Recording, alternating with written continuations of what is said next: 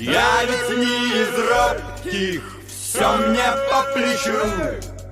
Сильный я и ловкий, ветра проучу. Ха!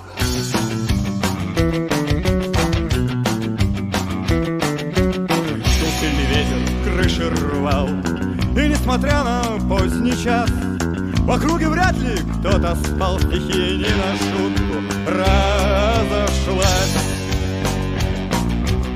Но вдруг какой-то парень с криком побежал и принялся махать метлой.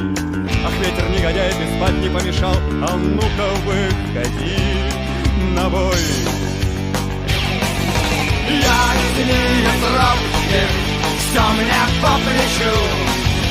Сильный я и ловкий, ветра проучу.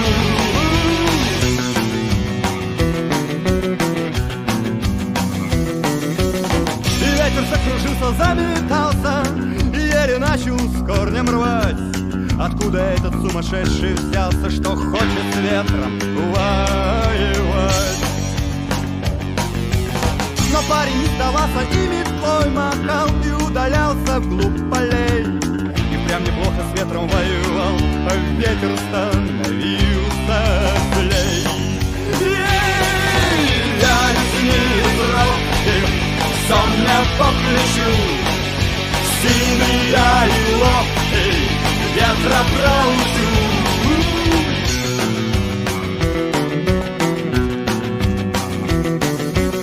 Но вдруг метла со свистом улетела прочь, и храбрый парень вслед за ней. А после этого спокойней стала ночь, исчез во мраке дуралей.